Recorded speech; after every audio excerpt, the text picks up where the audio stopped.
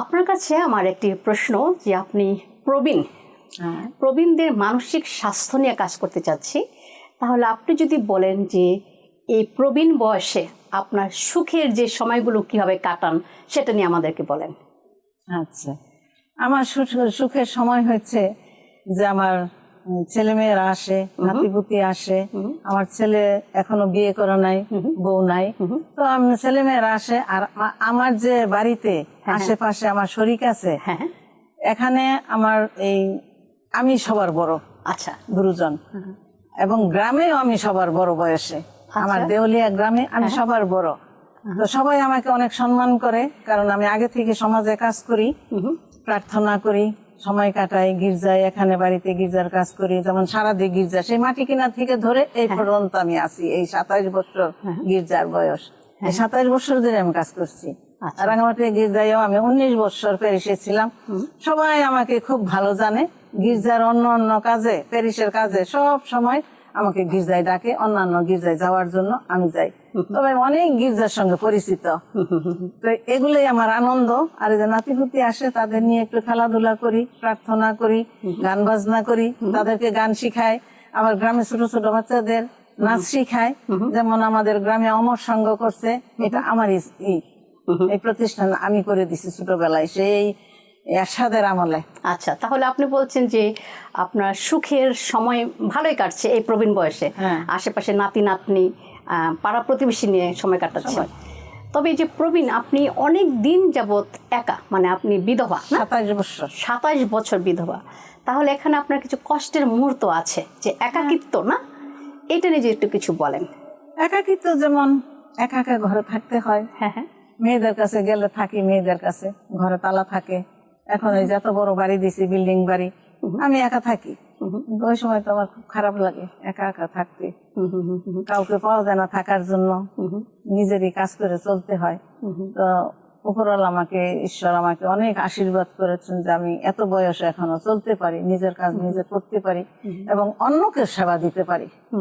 চমৎকার যে আপনি আসলে যে একাকিত্ব এই মুহূর্তটা আপনি মানে অর্থপূর্ণভাবে কাটানোর চেষ্টা করছেন, যে অন্যকে এখনো সেবা করার মধ্য দিয়ে। এবং যেটা আপনি বলছেন যে ঈশ্বরকে ধন্যবাদ যে আপনার স্বাস্থ্য এখনো ভালো আছে, আপনি নড়তে পারেন। তাহলে এটা মানে একাকিত্ব কষ্ট, কিন্তু এই কষ্টটাও আপনি কিভাবে অর্থপূর্ণভাবে অনুভব করা যায় এবং নিজেকে, নিজের মধ্যে আনন্দ আনা যায়, সেটা আপনি যেমন এই যে গ্রামে 3টা গ্রাম নিয়ে আমাদের সারাদিন যে কোনো কেউ মারা যাক, আমি বাড়িতে থাকি, না থাকলেও আমার ঢাকা ফোন যায়, আমি আসি। মহিলাদের আমি নিজে গোসল করাই, কিন্তু পুরুষদের তাদের এই বলে দেই, এইভাবে করো, তাদের জন্য প্রার্থনা, এবং আমি মাটি দিতে যাই। আমার এই বয়সে আমি 76 জন মাটি দিছি। আচ্ছা আচ্ছা আচ্ছা, চমৎকার। এটা আমার একটা খুব আনন্দ, আমি জন্মের পরে এতগুলো মানুষকে আমি সেবা দিতে পারছি এবং তাদের জন্য প্রার্থনা করতে পারছি, মাটি দিছি, এটা আমার একটা আনন্দ। হ্যাঁ, মাটি দেওয়াটা আনন্দ, কারণ হচ্ছে যে আমরা বিশ্বাস করি যে এই জীবনটা আসলে জীবন না, পরকাল। পরকালে যেতে হলে অবশ্যই প্রত্যেককে মৃত্যুর মধ্য দিয়ে যেতে হয়। আচ্ছা, এটা আমি যেমন এই যে তোমার মা, তোমার বাবা আমাকে প্রার্থনায় আনছে, তোমার জেঠিমা, 2 জেঠিমা। আমি খুব ছোট, মানে অল্প বয়সে আমাকে বাচ্চারা ছোট ছোট, তারা আমাকে প্রার্থনায় নিয়ে আসছে। যেমন এই যে তুমি গেলে এখন সিস্টার আমাকে বলে, ছবি তো আল্লাহ বলা, কিন্তু ওই বাসন্তী তো চেনে, প্রীতি। আচ্ছা, এখন আমরা আরেকটা প্রশ্ন আপনাকে করতে চাচ্ছি, সেটি হচ্ছে যে প্রবীণদের, এখন প্রবীণ যারা আছে, বয়োজ্যেষ্ঠ, অনেক ক্ষেত্রেই আমরা দেখি যে যারা কম বয়সী যুবক বা ছেলে বউরা অনেক সময় এই ধরনের কমপ্লেন শুনে তাদের যত্ন নেয় না। কিন্তু কমপ্লেন না শুনে আমরা যদি একটুখানি আপনাকে জিজ্ঞেস করি যে আপনার দেখা এরকম কোনো ঘটনা আছে বা অভিজ্ঞতা আছে যেখানে কোনো ছেলের বউ কোনো একজন প্রবীণকে যত্ন নিয়েছে, সেই কাহিনী যদি আমাকে বলেন। আমি একদিন বাইরে গেছি বিয়ে খাইতে যাই, ওই গ্রামটা ঘুরতে গেছি।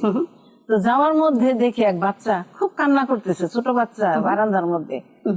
তো পরে আমি বাড়িতে ঢুকেই গেছি যে এই বাড়িতে মানুষ নাই, এই বাচ্চা যেভাবে কান্না করতেছে। তখন ওই বউ ভিতর থেকে শব্দ নিছে যে হ্যাঁ আছে তো মানুষ। আমি তো এই বাচ্চা, ছোট বাচ্চা এরকম কাঁদতেছে। তখন সে বললো কি, আমি বড় বাচ্চাটাকে কাজ করে নিই। বড় বড় বাচ্চাকে? বাচ্চা, হ্যাঁ, বড় বাচ্চা কেমন, যে আমি বাচ্চাকে গোসল করাইতেছি, তাকে কাপড় টাপড় পরাইয়ে দিয়ে তারপর তাকে আমি ধরবো। আচ্ছা, তাকে আমার গোসল করাতে হবে, ধরতে হবে, কিন্তু আমার এইটা আগে করতে হবে। তো পরে আমি বলছি কে, পরে যাই ঢুকে দেখলাম, ঢুকলাম, ঢুকে দেখি যে তার শাশুড়ি। ও চমৎকার। হ্যাঁ, শাশুড়ি, আবার আমার পরিচিত, আমার সঙ্গে সে ওই হ্যান্ডিক্রাফটস এর কাজ করছে। তখন আমাকে দেখে সে কথা জিজ্ঞেস করতেছে, পরে আমি আস্তে করে তাকে জিজ্ঞেস করলাম, দিদি আপনি কেমন আছেন, বউ আদর করে, সেবা করে? সে বলল বউ আমাকে নিজের সন্তানের মতো আদর করে। আচ্ছা, এর জন্য উনি বলেছেন যে বড় সন্তানকে আগে আগে দেখি। চমৎকার একটা অভিজ্ঞতা আপনি শেয়ার করেছেন। আশা করি যে আমাদের যে সমস্ত প্রবীণরা আছে প্রত্যেকেই তাদের ছেলের বউ, ছেলে, মেয়ে হ্যাঁ। বা মেয়ের জামার কাছ থেকে যেন তারা এই সেবাটা পায়, যেন প্রবীণরা কোনোভাবে কষ্ট একা না অনুভব পায়। না করেন এবং কষ্ট না পান। আপনার সময়ের জন্য অসংখ্য ধন্যবাদ।